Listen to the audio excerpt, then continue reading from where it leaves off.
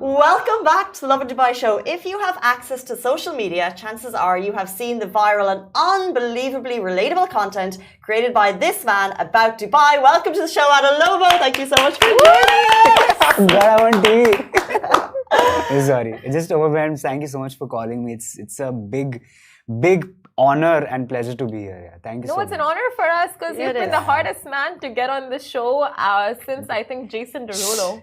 Oh damn! So I don't know. I just feel, to be true to you all, I just feel that the names that have been on this seat are really big, and I've not done anything that worthy to be on such a great show. And your studio is such, like, I'm like, wow. You make us laugh every day. Do you know that? I try my best. I just try every day to do what I do.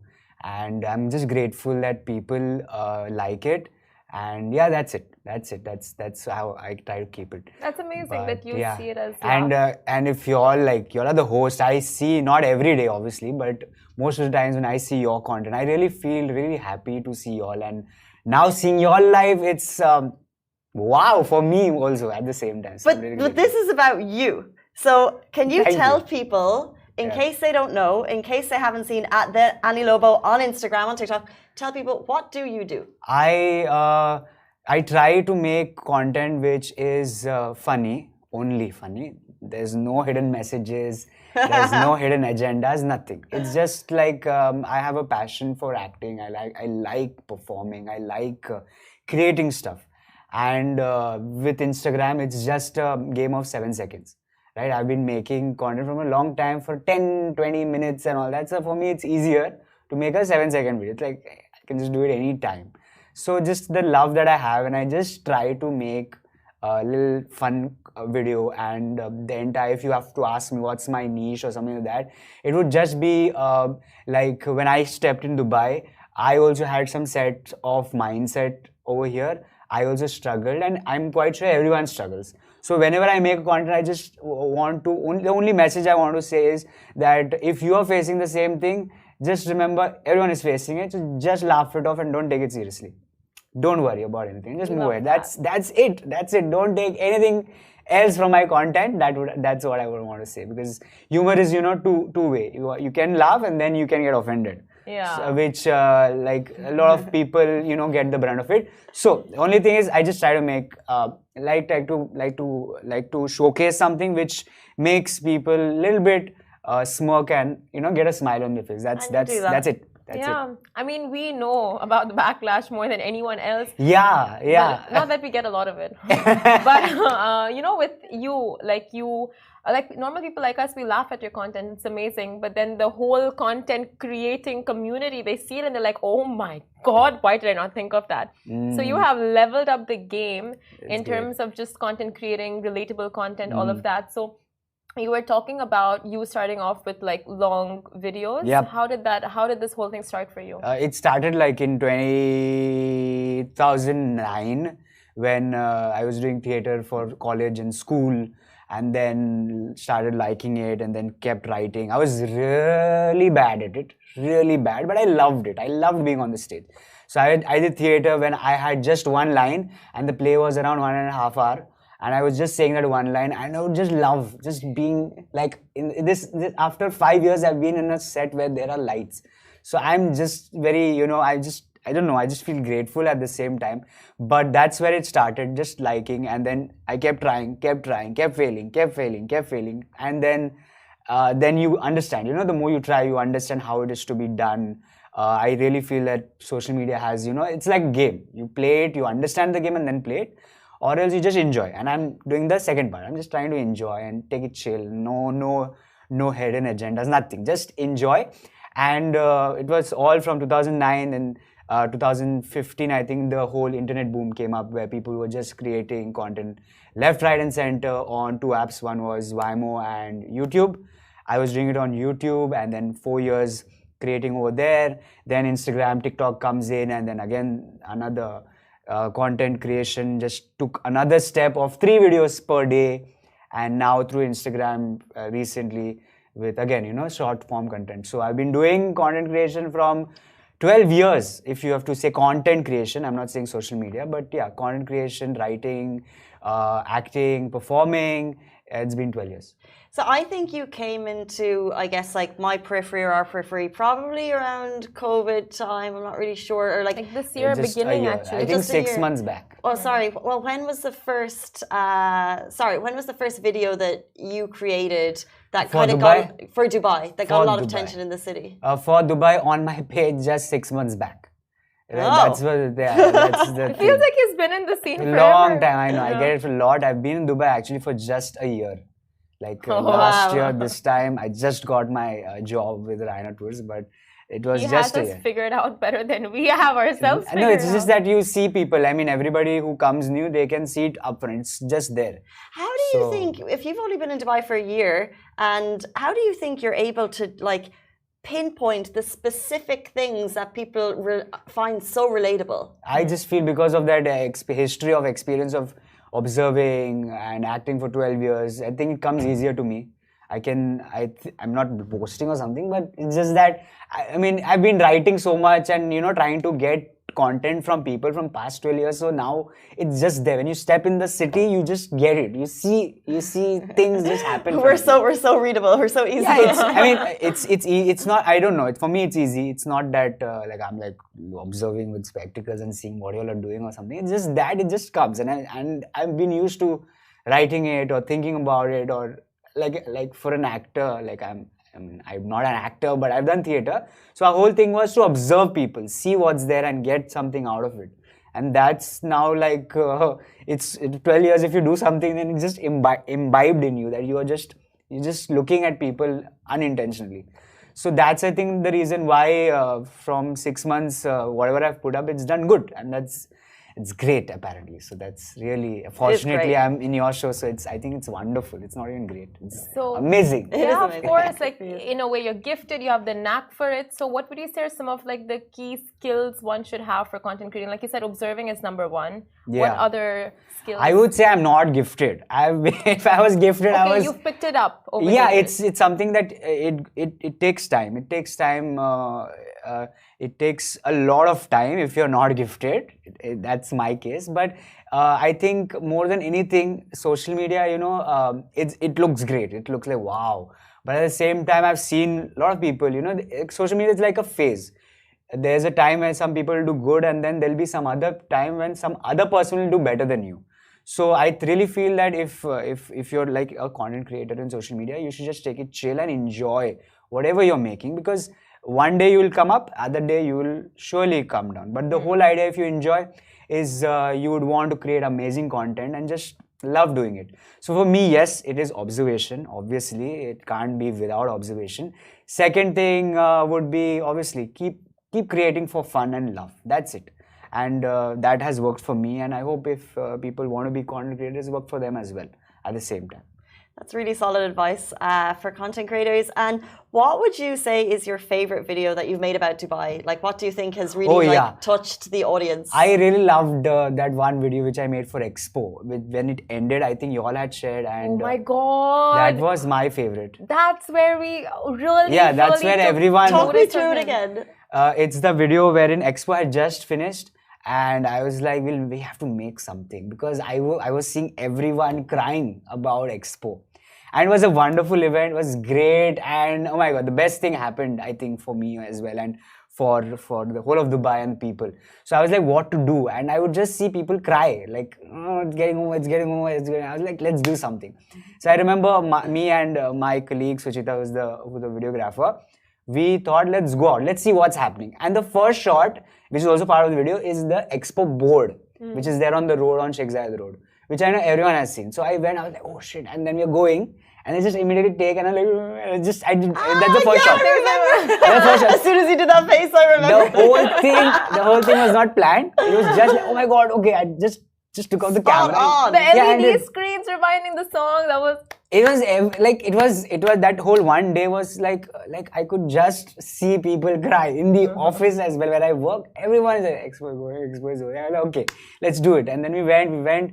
The entire script was not planned. Then we went to Dubai Mall, and I remember it was very hot or something, and I had a splitting headache. I and my camera, both of us had like a very bad headache, and we wanted to wrap it up, but the whole Dubai Mall is very big, so you're just walking, and then then I see this waterfall, and I remember, oh yeah, this is the same. And then there was, I think this is the end of the shot, and then there was these guys were cleaning it, and I was like, just go and I literally slipped and hit that thing, and it's there in the video. We went to a grocery store. We never knew there's a grocery store over there. We went, and then I was like, I wanted that German pit balls. So I was like, where can I get it? I was like, I'll go to some store and wear those, the angry balls that you use that. Yeah. But I could not find that. So then we went to a grocery store because we are hungry. We go there and I was like, there are oranges of yellow and orange and all that. Like, this is best. Then I went over there, grabbed it, and I was like, just take. And I was just like, there's a lot of consciousness because a lot of people are watching you and seeing. So I was like, just take it quickly. I'll do it fast. Just take it. And it was whatever came to my mind, I just did it.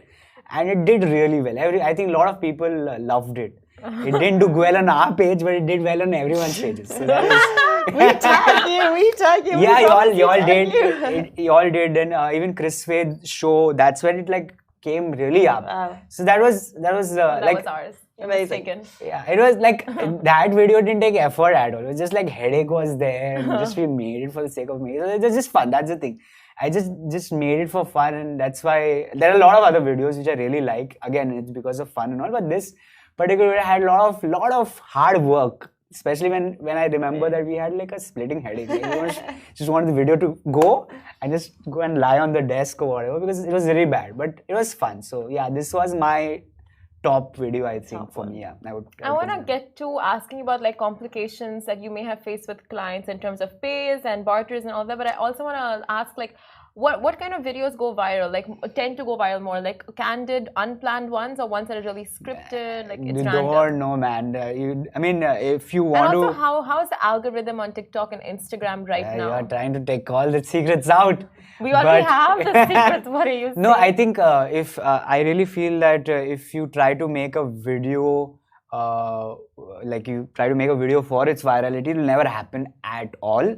Especially if, like for y'all it might because y'all are a bigger channel and there are more audience to watch. So, but if you have to take a smaller channel like mine and then you're trying to do a viral content, it's never going to happen. So again, it's just whatever you do, if the people like it, there can't be spontaneity in a viral video. There's somewhere you have to script it out. Otherwise, if it's too spontaneous, it is just a one-off.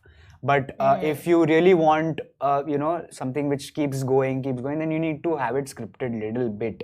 But yeah, trying to keep it like, at the end of the day, the video should look as natural as possible. People should not even think that you are acting, but you are, which many people have said, you don't feel like you're acting. But yeah, I'm still acting. It's just acting.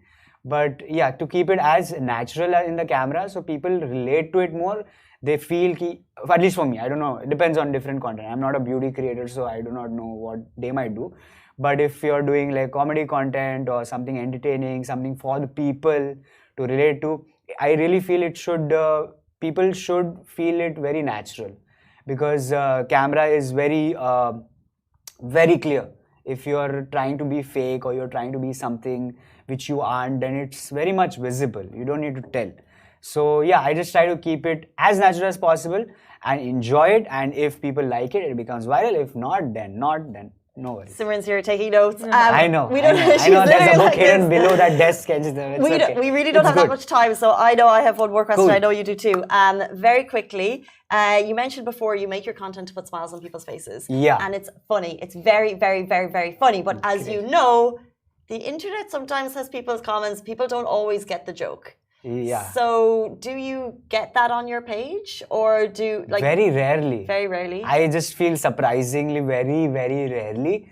But if you see, I try to interact with every comment that comes in. Every comment you will find a laughing emoji because I like to interact. Like I just want to see what their reaction is. At the same time, I see the negative ones also. I don't give any comment. Not because I do not, but see, I respect everyone's opinion. I can't be like a content creator where like I'm doing good things and negative stuff is not, I'm just trying to avoid it. I mean, you can't avoid anything on social media. But the thing is, if you get the joke, I will comment and I will say, yeah, great, good. But if you do not get it, it's okay. It's your opinion. I'll keep it there. I'll not delete it. Good. It's okay. It's good to have discussion. It's good to, not like say, okay, you know, you are this, that because you didn't understand my content. It's okay. It's okay. So I let the comments be, but at the same time, I learn from them as well. Like, okay, some people don't understand the joke, then we have to change it and try to make it more. But right now, I think from as I said, after observing what comments are coming, for the past 3 months, I've not at all got any negative comment or anybody coming slashing me anywhere. So that's something that, I think I've learned over the way how to make a content which is not that lethal for anyone. Well, I think it goes to show how positive your content is. Yeah, just trying to be positive. But just want to ask, like, the complications you may have faced with... There are a lot of complications which I would not like to share on camera. Yes, but we could discuss like later on or whenever. But there are a lot of complications. The one which I could say is coming up with the content every day. It will get toxic, or it will get, it will hit your mental health if you are in content creation. Like if you see my content, I try to make 2 videos per day. For a normal person, it will be really hectic. Like if you try to do it for at least like 6 months back, I started. From 6 months to now, it's been 6 months. So from 6 months, I'm putting two videos every day. Wow. It feels like there is, which I also faced in a phase when, you feel really, oh my God, what's happening? Like you're just stuck with the Instagram and TikTok and you're just like doing that for 6-7 hours just to find what to do.